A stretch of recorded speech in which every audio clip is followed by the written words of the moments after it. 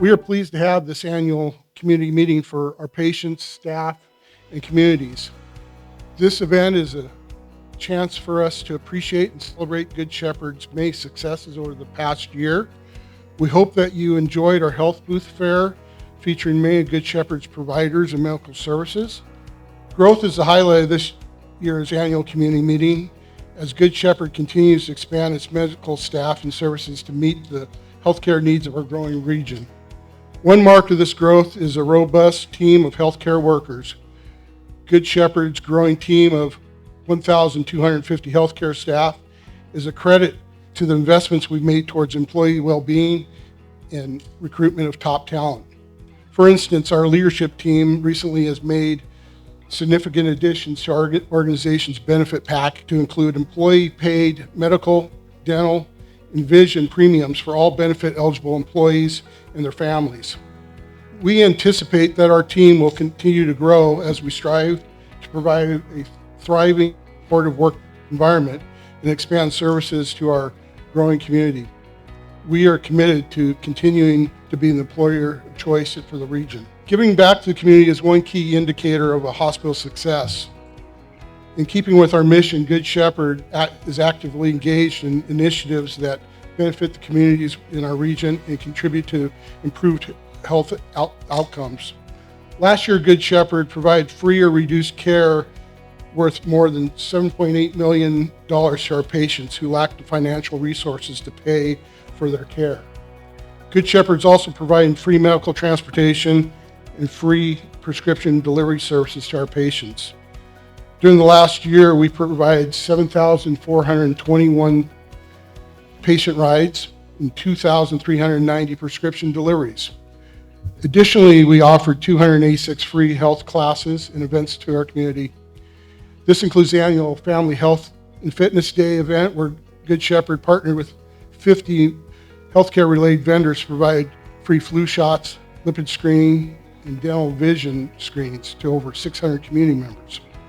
The Good Shepherd Community Health Foundation continued providing tremendous support to our communities by awarding $276,000 in the last fiscal year in grants to local organizations and scholarship to area students and professionals seeking additional medical training.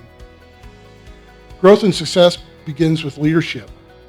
At the start of the fiscal year, we welcomed Good Shepherd's new President and CEO, Art Matheson, after a rigorous recruitment process. Art assumed the position July 17, 2023, and has brought with him over 25 years of experience serving various healthcare leadership roles, as well as a 20-year military career. Art has been a driving force for growth and expansion of the new services since joining Good Shepherd, and we look forward to his continued steadfast leadership in the years to come. I'd like to recognize and thank our board of trustees. We elected 2 new trustees during the last fiscal year, Jacqueline Jenkins of Hermiston and Robert Longoria of Umatilla. Continuing to serve on the board of trustees are Bob Carlson, Kristen, Sue Daggett, Dr. Derek Earl, Lisa Millsdorf, and Jeff Wenholtz. Our officers for the upcoming year are Nancy Mabry, Treasurer, Arnell Enan, Secretary, and Steve Eldridge, Vice Chairman. The Board of Trustees continue to be very engaged and excited about the future of Good Shepherd Healthcare System, and all of us are honored to be of service to this organization. I would also like to recognize and thank the members of the Good Shepherd Executive Team.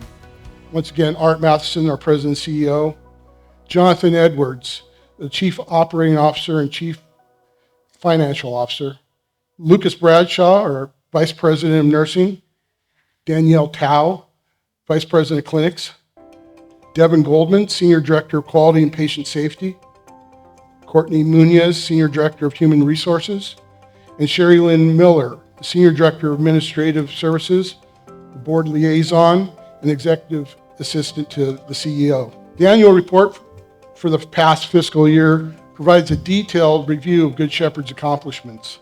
and it's available at the hospital's website and on our Facebook page. You should all have a copy in your take-home bag. The annual report is a great resource, and we appreciate the work of Caitlin Kozad, our Marketing and Communications Director, in making it available. Good Shepherd's healthcare system's future is bright and well-positioned to thrive. On behalf of the Board of Trustees and the communities we represent, I want to express my gratitude to the medical staff, employees, and volunteers who provide compassionate, patient-centered care for the region and for their contributions in making this another successful year. I'm pleased to introduce our next speaker, Amanda Carnine, the Vice President of Good Shepherd Community Health Foundation, who is filling in for Dean Filka, Foundation Chair and President, who was unable to attend tonight. Amanda will be sharing an update on the Foundation's grants and scholarships.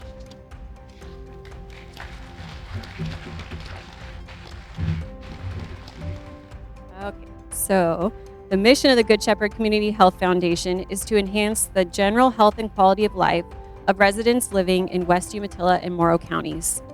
We do this largely through funding grants for nonprofit organizations in our service area, as well as awarding scholarships to students in our service area who are studying to enter into the healthcare system in a variety of capacities following graduation from their courses of study. When our fiscal year ended on June 30th, the foundation had assets and equity of nearly $10 million.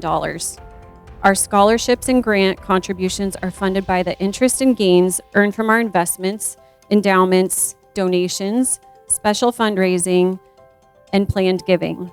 And just a little plug, I think there's some flyers running around here for the planned giving seminar on November 20th. It's a really interesting conversation and discussion to get in on, so hopefully you can join us for that. The foundation has a couple of large events throughout the year. The first is the Hermiston Festival of Trees, which is put on by the Good Shepherd Community Health Foundation and the Hermiston Kiwanis. Last year, the event raised over $85,000, with the foundation receiving over $35,000 to invest back into our community. The second event is the Scramble for Scholarships golf tournament, which raised over $50,000 for medical scholarships. Each year, there are 2 grant cycles, one in the spring and one in the fall. The foundation's awards committee evaluates every grant application to ensure it aligns with our mission. This year, 25 grants were funded for a total of $175,625. This money will be invested back into our community to enhance the general health and quality of life of our citizens. A few of this year's grants recipients included the Community Fellowship Dinner, the Good Shepherd Healthcare System Community Health Outreach Department, the Hermiston Pickleball Courts, the Stanfield Community Center, the Boardman Food Pantry, A.C. Houghton Elementary School, Hermiston High School, Made to Thrive's Heroes Complex, and the Umatilla Police Department. You can reference the Foundation's annual report for a more comprehensive list of our deserving organizations. This spring, the Foundation awarded $74,500 in medical scholarships to 39 deserving individuals, including high school graduates, college students, and Good Shepherd Healthcare System employees who are seeking additional education to advance their healthcare careers.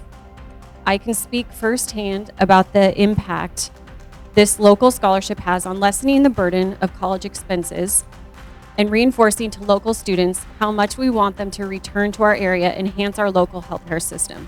Many students apply year after year until their studies are complete, and many of our past recipients now work in our service area in healthcare roles. The Good Shepherd Community Health Foundation is comprised of 16 board members. Several are in attendance tonight, as well as our executive director, Liz Marvin. We meet as a whole group monthly and many additional times throughout the year while serving on various committees, including board development, finance, fund development, and awards distribution. The board is grateful for our executive director, Liz Marvin, and her executive assistant, Amy Little, and the countless hours they spend looking for more ways the foundation can become further involved in the communities that we serve. I speak for all of us on the board when I express how seriously we take our role on this board to ensure we are good stewards of the funds this community has helped us to raise and distribute. We feel very blessed to live in such a generous community and to serve you all. Thank you for lending me your ear tonight. It is now my pleasure to introduce the Good Shepherd Healthcare System President and CEO, Art Matheson.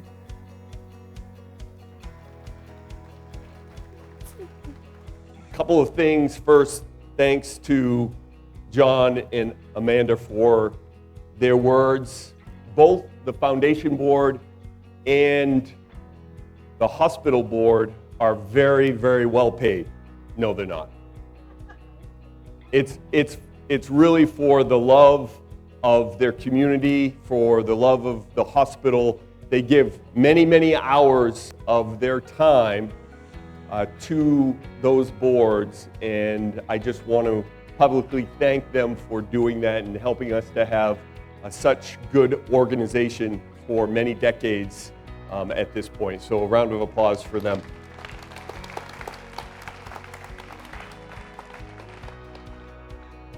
I also want to thank all of our leaders and staff that are at the booths around us. I came real quick for a few minutes around 1:30. They were starting to set up these booths and tables for all of us as we came in today, and have been here since then. And so thank you for them for doing that.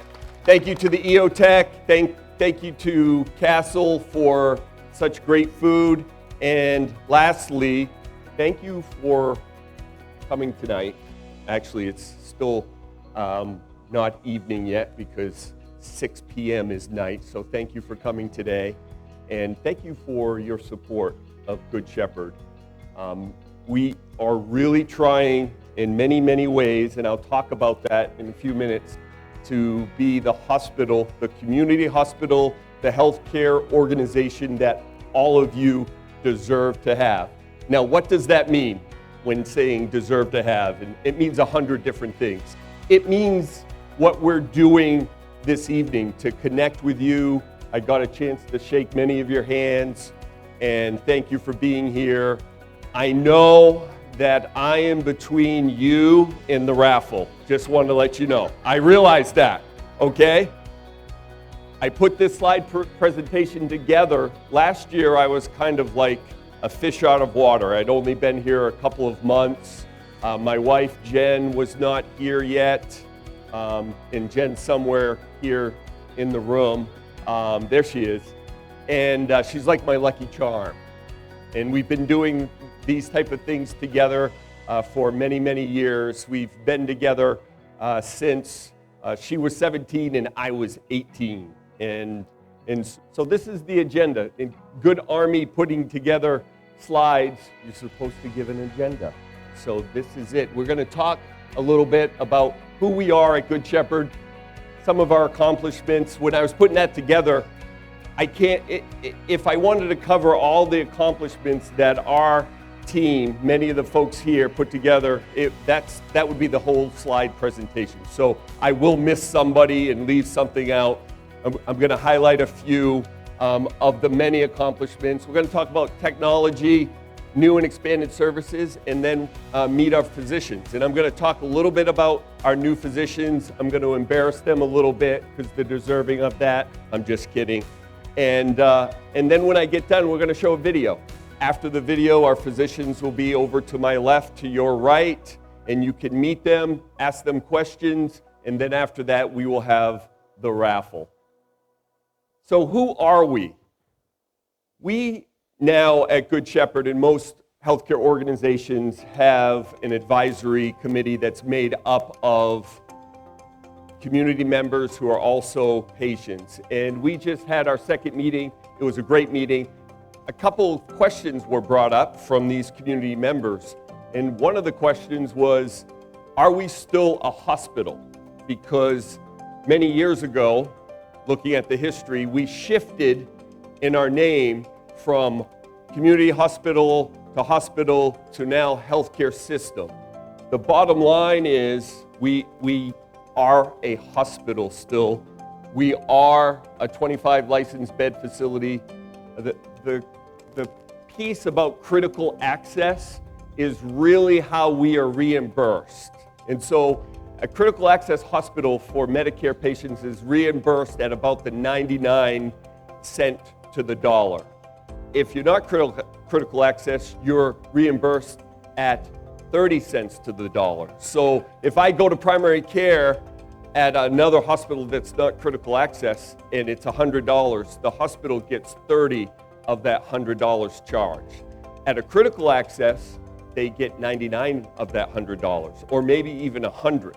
Now, why do they do this? Because many hospitals are in very rural areas where they're not going to be able to keep the doors open if they didn't have this. And so the federal government gave critical access designation in the 60s, I think, in order to allow hospitals like Good Shepherd over the years, like many hospitals throughout the country, to actually keep their doors open, to be able to pay the bills, pay their staff, buy new equipment. There is a distance requirement for critical access hospitals, 35 miles or 15 miles if you're in a mountainous area with unimproved roads. And I think it actually talks about that, roads that aren't paved, so dirt roads, etc. Healthcare system versus hospital versus medical center. And so some of our documents, we have medical center. We are a hospital. Now, why are we a healthcare system? I'll talk about that in a minute. But I thought it would be important to talk a little bit about Good Shepherd Healthcare System and our history. So Good Shepherd began in 1954. The Lutheran Church sponsored the creation of Good Shepherd, of the hospital. And the reason why is the federal government was going to give us money. It's called the Hill-Burton Act. And the federal government said, we need a sponsor. And so the Lutheran Church raised their hand and said, we'll sponsor. Soon after, a 12-member board of directors was created. We still have a 12-member board today. All right, so 18 originally. I was reading the history. One of my board members corrected me. Thank you, sir. So 18 originally. Actually, I think I heard that and then forgot it, so thanks. The bottom line is we have a long history, a good history, and the hospital, and I hope I'm right on this part, was named a healthcare system, so Good Shepherd Healthcare System in 2000. And what's a healthcare system? Well, I've named some of the things here. So it's not just being a hospital. We have home health. We have a medical group, which many of the medical group clinics are here. We have hospice. We have the Medical Service Corps, which is all the buildings and apartments that we own for our staff to use when they come here. And then we have the Health Foundation. And then underneath that, we have home medical equipment. We have the care van transportation. We have community health and outreach. When I first got here, I was so impressed with our care vans. So does everybody know what care vans are? Right, you see them, the high-speed vans driving around. I mean, not high speed like a Corvette high speed, but high speed to go pick people up and bring them to their appointment and then bring them home. And that's really important because many of these people, if not most of them, they can't do that themselves. And so what happens? They don't get the care that they need by the physicians and the nurses and other clinical staff that we have here, and then they get sicker and sicker. And then they're inpatient in the hospital, and we want to do everything we can to avoid that. So I love that we do that, but many of these things that we do here make us a health system. I was a CEO of a hospital a third of the size of Good Shepherd. Then I was a CEO of a hospital half the size of Good Shepherd. What I can tell you from my experience is we didn't have half of the services that we have here. And so we're a smaller health system, but we are a medium-sized community hospital, and I'll talk more about that. So this is an eye chart. Can you read that, sir? The bottom. All that this is a representation for all of you to see many of our services. The hospital I first was at, that was a third the size, had about half of those services. Now, why is that important? Well, it's important to me as your CEO, to do with the help of all of our team members, provide as many services close to home that make sense, that we can do because we have the specialists to be able to do it. It makes sense because we have the staff that can support that particular care as much as possible. We're probably not going to be doing pediatric spine surgeon anytime soon at our organization. And my clinicians here would probably say, and we shouldn't, because there are things that should only go to the bigger facilities. And you have to know, as an organization, your capabilities and understand them well. So our leadership here, John talked briefly about the senior team, the executive team. I call them the senior team. What I'll tell you is, if you take me out, the rest of the senior team collectively at Good Shepherd only have 73 years of working at Good Shepherd. And so there are a few that have 5 years, 6 years, and then there are a few that have 18 to 20 years. And then you add my 30 years on, that's 103 years of experience. And then some of our staff have worked other places. So what that means is we've seen a lot. There's always room to improve. I'm learning every day, but there's a lot of experience here, and I'm really excited about our leaders and our leaders that are behind you and what we're doing every day at Good Shepherd. So primary care. At the advisory meeting that I talked about, I was asked about primary care at Good Shepherd.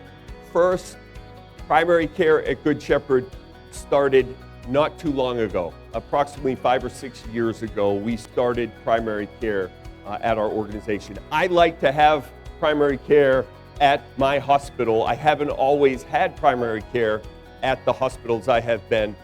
And the reason why is really primary care is the foundation of an organization, of a healthcare organization.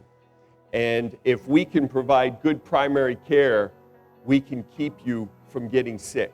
We can do a lot of the preventative things. And so we're really making that a focus. And so our vision is to continue growing primary care so you have the access that you need when you need it, and in a timely way.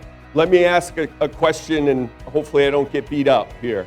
So raise your hand. Have you tried to call us and had problems getting through, if you don't mind? Yeah, and probably some of you are being nice and not raising your hand, so thank you in advance. It's something that we're working on. My experience is the phones are the #1 access limiter or enhancer in any healthcare organization. I have a lot of experience with that. What we're doing right now is we're trying, and will be successful, to change our phone system over so we can evaluate how many people are in the queue, how long are they waiting, what's the talk time. Right now we don't have that capability, but we'll get there. And we recognize we need to do better at that. And that falls into the optimization piece that was on there, where we're doing our best to get better in many areas of primary care, but also our clinics. This, as I said earlier, no matter how well you do, if you get comfortable, then you start doing not so well. So we're always striving for improvement. Let's talk urgent care real quick. Another question came up about the Highway 395 land. Some of you know we own land, and we were going to put urgent care up on 395. We are not going to do that any longer. It really just didn't pencil out to have urgent care up on that land. And if somebody's thinking, well, what are you going to do with that land? We don't have an answer to that yet. That's really a board decision, and we're kind of holding and waiting to see what the best thing to do with that land will be. Urgent care is remaining in its current location. We've made some changes. It is open 12 hours a day, 7 days a week. The only days that it is closed is Thanksgiving and Christmas. the entire year. And then when I say when the work gets done, that means there may be times when our staff work past that 12th hour because there are still patients there, and they understand that, and that's the right thing to do. We've aligned urgent care with our emergency department. That means the leadership of the emergency department is also the leadership of urgent care, and we're in about a month going to provide online walk-in scheduling through our electronic medical record. So more to follow on that. You know, that's something like where you can get online and get in the queue and then know where you fall. And so you're not waiting around. Maybe you want to go to Starbucks, maybe you want to do something else, just to help with access. Occupational health, another specialty that is new to us. So many of you probably know Dr. Fulper, who is our occupational physician here for many, many decades. What a really nice guy. His practice is now part of Good Shepherd. His staff and Dr. Fulper now are Good Shepherd employees. And so we have moved his practice to the urgent care building.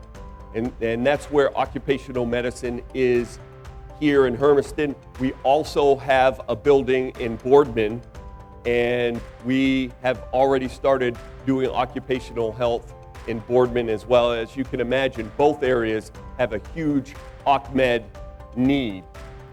We hired 2 experienced leaders. One of them is Dr. Fulper's 2-3-decade practice manager. She is in Hermiston, and then we just hired an experienced OCMED practice manager for Boardman. And so OCMED is very specialized. So if you can get people that have done it for many, many years, it's going to really help your trajectory of success, because it's not something I have done a lot of personally. And I think that's pretty much the same for many of us at Good Shepherd. So getting that specialization is important.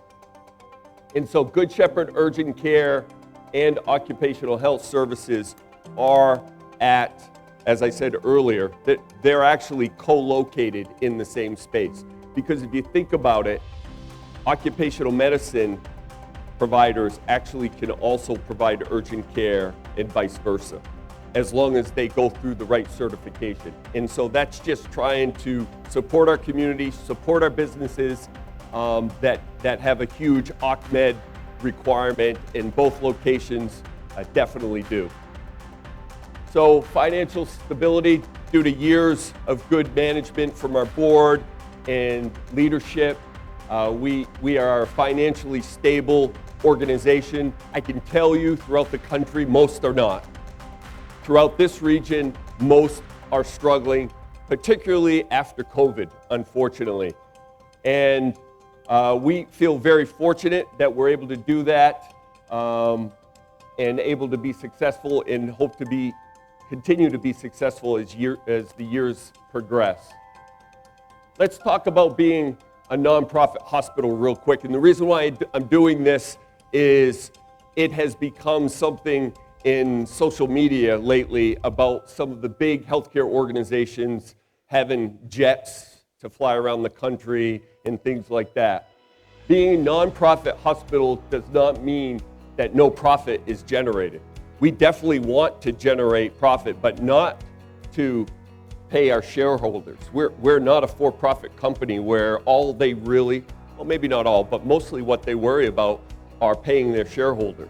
What we worry about with our tax exemption is allowing us to fund improvements in patient care, allowing us to give back to the community, which we've already talked about, allowing us to buy new equipment, of which I'll cover in a minute.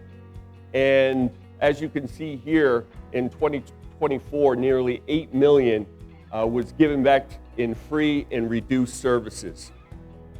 This is why Art Matheson, talking in the third person, I'll only do that one time, why I left the Army and said I'm going to come to organizations like this, because we provide care to everybody regardless of their ability to pay. And that is really important to all of us here, and we take that very seriously. Another eye chart, not as tough, so I'm going to go to the person in the very back of the row. Just kidding.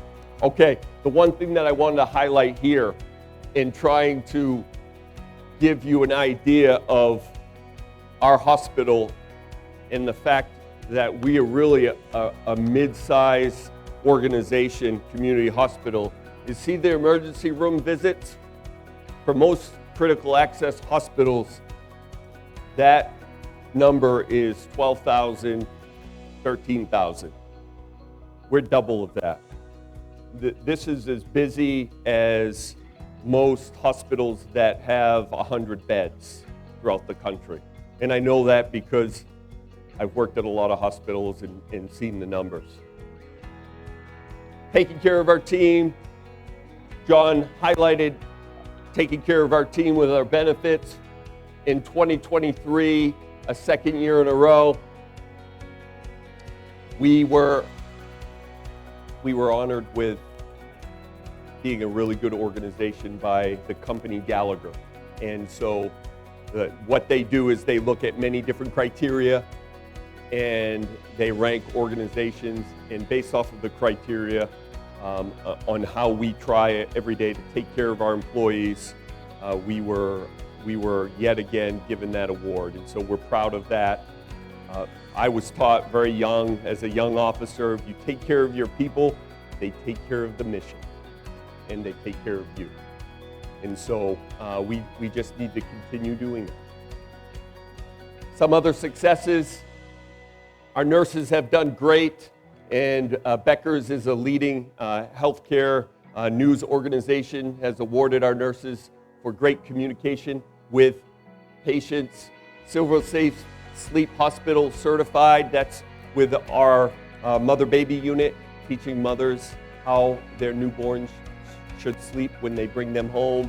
And then a 5-star rating for our hospice. We've got a great hospice program. 5 stars is as good as you can do. Wanted to highlight our state-of-the-art technology. So to put this in perspective, the Da Vinci robot can be used by our general surgeons, our urologists. The Mako can be used by our orthopods. We have 2 of our orthopedic surgeons here that you can meet afterwards.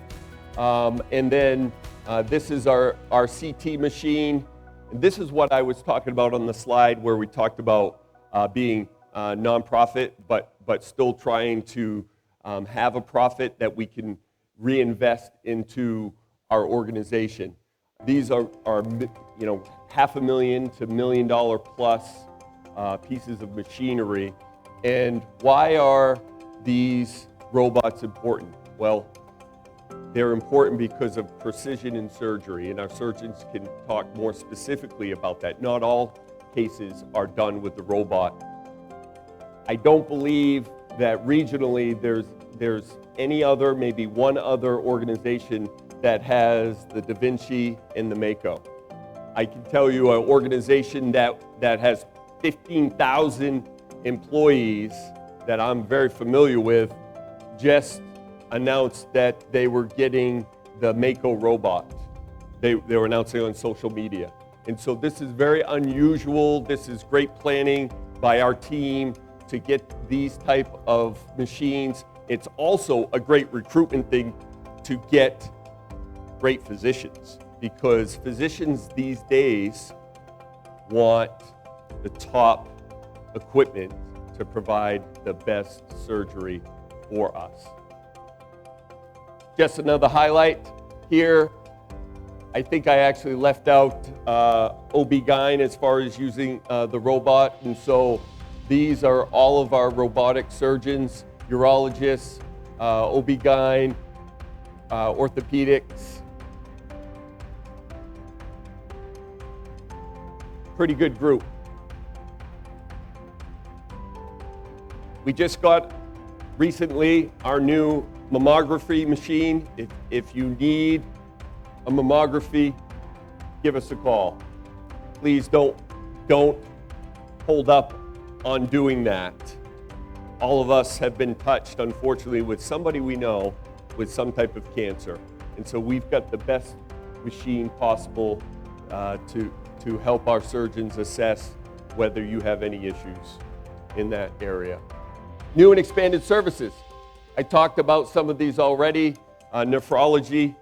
Dr. Akum is here. You can meet him afterwards.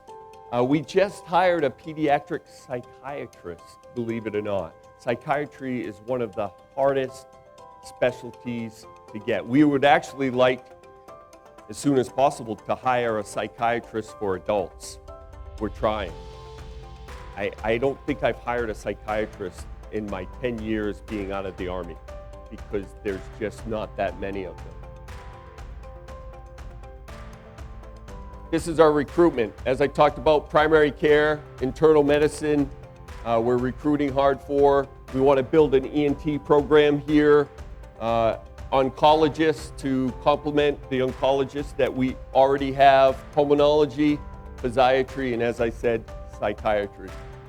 I just wanted to highlight on our new physicians and clinicians, a few of our providers.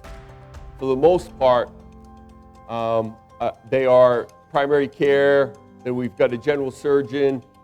I talked about Dr. David, the ped psychiatrist. We have a new CRNA, David Duran. So Barbara Atwood used to be here. Some of you may remember Barbara from the past. She worked at Tri-Cities for many years, and she's come back to Good Shepherd.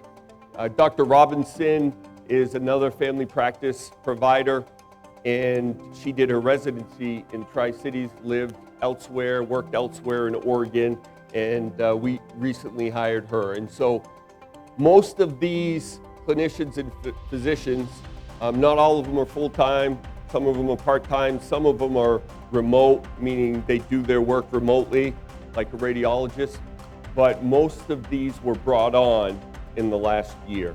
And so we're talking approximately 50 providers total. Pretty darn good. The best that I've seen in my career. And so kudos to those that were part of that process. A lot of us here are part of the interview process. And so it's important not to just hire a specialist, but to hire the right person that's the right fit for our community, for our hospital, for our team. You may or may not know that we recently bought this building. It will house our 5 orthopedic surgeons and 1 surgical podiatrist. So it's new space. We were going to gut it at first, and then we went and looked at it, and we realized we don't need to gut it. We just need to change it a bit. And so we're going to change it a bit, and we hope to move in early next calendar year. And what I didn't highlight very well here is we will have, in the very near future, 5 orthopedic surgeons. We have 2 of our orthopedic surgeons here, Dr. Shing, Dr. Whittam, and Dr. Thompson, who I was going to highlight and was supposed to be here, actually I think is in surgery right now. So when we say patient first, always, we mean it. So he probably won't be here because he's actually in the OR. And so this is really about improved access in orthopedics. Orthopedics is something I have a fair bit of experience with. Last year alone, we sent, or patients had to go outside of Good Shepherd to get the care that they needed because we were working our 2 orthopedic surgeons very hard, and there comes a point where you don't have any more capacity. So approximately 500 cases left Good Shepherd to go elsewhere. Not that they didn't get good care elsewhere, but it comes back to care close to home. And the way I look at it is we can provide as good care in any specialty as any other organization anywhere in the country. And that's just the only way to approach this. Some of the best organizations started out in rural America, and they're world renowned. And it's really because of the buildings. No, it isn't. I was just testing you. It's really because of the people. It doesn't matter if you're on Mars, Doesn't matter if you're in the Mojave Desert, which I brought my wife to for 2 years and was stationed there, and she still is married to me. It's not just about the people, it's all about the people. It's all about you and being able to provide the care that you deserve to have. And we take that really, really serious every day. And I love our staff and our mentality of always striving for greatness. Sometimes you're not always going to make the mark. We're not perfect, but we're always striving for perfection each and every day.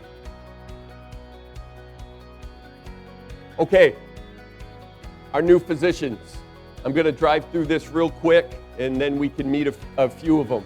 So, Fadia Coombe, Dr. Coombe's right here. He wanted to come up and speak to you. No, he doesn't.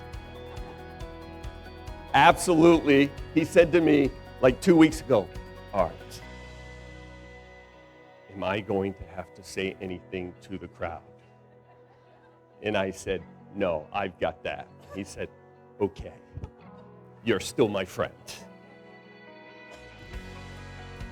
But he's been practicing in our area right here for well over a decade.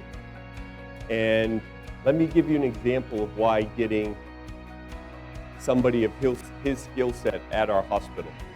So before having a nephrologist, if a patient comes to Good Shepherd and has to go into med-surg overnight, or let's say whatever problem puts them in the hospital overnight, but they also need dialysis, what happens to them before he joined our team?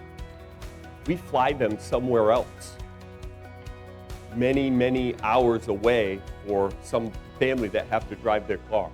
And how many were we having to do that with?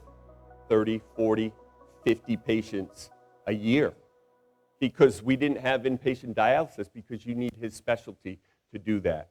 Care close to home, and I won't embarrass him anymore. Dr. Kopi, I don't believe, made it. She is part of our new urology group. She is here.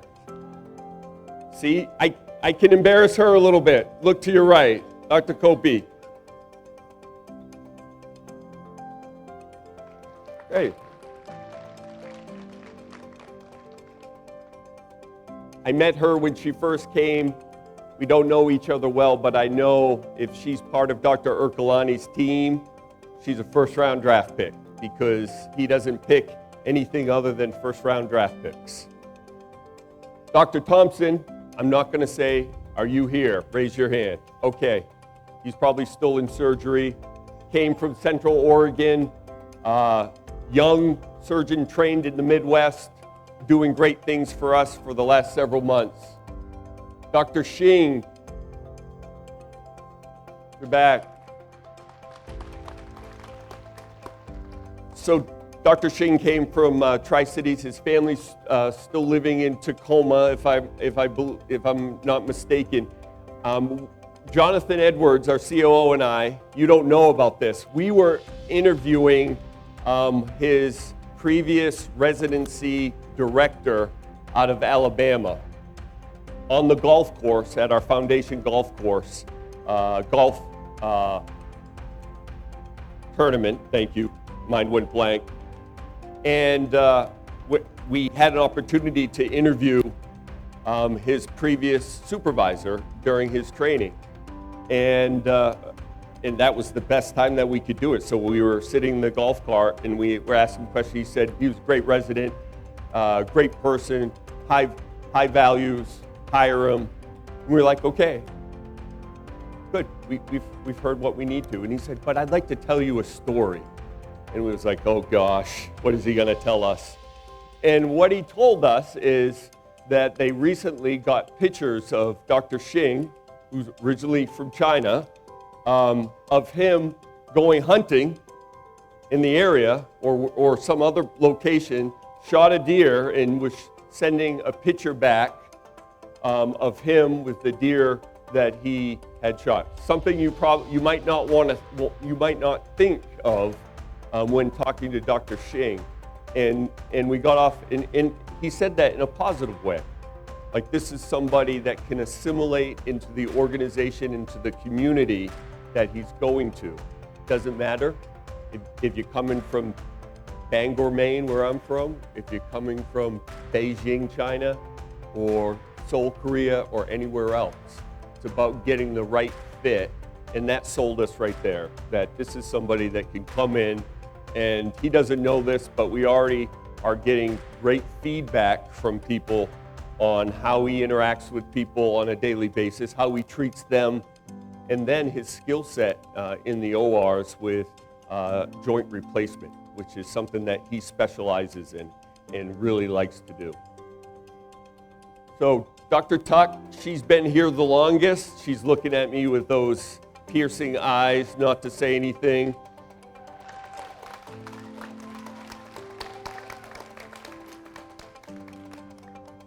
She's just a go-getter. That's what I'll tell you. She's a hard worker, and we're lucky to have her join an already good OB/GYN team of providers, physicians, and staff. Dr. Virgilio is not here. She is our newest cardiologist. I have not had a cardiologist at my previous two hospitals. Cardiology is so very important to our other providers in providing the care that they need to provide for their patients, and it's a specialty that's probably one of the most in demand in the world of medicine specifically. And so she's not in town. She's going to be ramping up her practice very soon. It's taken us a little bit longer because of the intricacies of cardiology, but we're lucky to have her. Okay, we've got about a 6-minute video that's going to highlight our new physicians, and then they will be on your right, on the side of where the food was previously. You can go over and talk to them, and then once we're done with that, and of course you're welcome to come and talk to me if you would like, or you have any questions, or any of our staff or board members. And then after that, we'll do the raffle. And as you probably know, we've got some pretty darn good gifts. So thank you for your time, and let's go with the video. Good Shepherd Healthcare System is a thriving, independent healthcare system in Northeast Oregon with over 1,250 team members, including 200 credentialed providers. As a growing healthcare system, demonstrating its commitment to high-quality care, Good Shepherd meets the healthcare needs of nearly 75,000 patients in the greater Northeast Oregon region. Providing top healthcare close to home is a focus at Good Shepherd, offering numerous specialty care services not normally found in rural areas, and delivering a patient experience where patients are put first through the compassionate, patient-centered care that we're known for. At Good Shepherd, big city medicine and top technology meets a personalized hometown approach to patient care, an ideal combination that allows our patients to receive the care and services they need without having to travel away from their town and their loved ones. Good Shepherd has experienced significant growth with new service lines and recruitment of top doctors, many of whom are renowned. Words can't describe what every one of our healthcare workers bring to the table. Together, we are healthcare. A brand new service line our Good Shepherd team built from the ground up is nephrology care for kidney health, including inpatient dialysis care. Our vital organs depend on our kidneys to filter toxins and waste from our blood to maintain balance in our bodies. When your kidneys are not working well, you may be referred to Dr. Fadi Akoum, board-certified nephrologist at Good Shepherd Nephrology, who has been recognized by fellow physicians as a top doctor through the National Healthcare Research Company, known as Castle Connolly. I've been practicing nephrology for 15 years here in Northeast Oregon. I'm passionate about this field because of our body's health being dependent on the health of the kidneys. With up-to-date treatment options, I firmly believe that working together is essential to achieving the desired results of kidney health for our patients. Our Good Shepherd nephrology team is here to care for you. Dr. Teresa Copey, board-certified urologic oncologist, is another one of the great specialists here at Good Shepherd. Urologic oncology is a specialty that focuses on diagnosing, treating, and managing cancers of the urinary tract and reproductive organs. Dr. Copey and the urology team are all robotic trained to provide minimally invasive, robotic-assisted surgeries, resulting in a faster recovery and a quicker return to day-to-day activity for our patients. I've been practicing urology for 16 years, with advanced training and extensive experience managing cancers of the urinary tract and its associated organs. I'm passionate about urology because I feel that my work makes a difference in people's lives. I strive for excellence in urologic care, bringing the best possible treatments, surgical or otherwise, to the patients who put their trust in me. I believe that Good Shepherd shares this philosophy, and I'm so pleased to partner with them in the care of patients in Eastern Oregon. Caring for the women of our communities is of the utmost importance at Good Shepherd Women's Center. With extensive experience in obstetrics, routine and advanced gynecological care, Dr. Alexis Tuck brings a caring heart, listening to and supporting women of all ages throughout their healthcare journey. My philosophy of care is to put my patients first, and the decision is always made together to provide the best care. The services we provide include well woman exams, cervical cancer screening, breast cancer screening, prenatal care, postpartum care, treatment of menopausal symptoms, as well as abnormal periods. Our women's care team is here for you. Please call us anytime at Good Shepherd Women's Center. Good Shepherd Orthopedics is the premier orthopedic services provider in Eastern Oregon. We are dedicated to providing the most advanced and current orthopedic treatments available, including precise joint replacements with Mako robotic surgeries. More importantly, our staff are extremely caring and will treat you as family while providing world-class orthopedic and sports medicine care right here in Hermiston. I'm an active fellow of the American Academy of Orthopedic Surgeons, the American Association of Hip and Knee Surgeons, and a member of the Musculoskeletal Oncology and Connective Tissue Oncology Societies. I think that the solutions to many musculoskeletal ailments may seem relatively straightforward on paper in the current era, but I truly enjoy learning about the nuances impacting any one patient's personal experience. I think that is what we are fundamentally choosing to prioritize at Good Shepherd: individual patients making personalized and informed decisions about their musculoskeletal care. And I think that we succeed when teamwork and collaboration result in a patient experience that is attentive, comprehensive, and high quality. Hi, I'm Dr. Xing, a board-certified orthopedic surgeon. I'm fellowship trained in orthopedic trauma, adult reconstruction, and orthopedic oncology. I've had extensive training in China, Japan, and the US. I've been in practice orthopedic surgery in the US for more than 13 years. I joined the Good Shepherd healthcare system because here we put the patient first, always. With 44 service lines, state-of-the-art technology, top doctors and advanced clinicians, and the greatest medicine of all, kindness. The best healthcare is close to home, where you need it most. Good Shepherd Healthcare System. Patients first.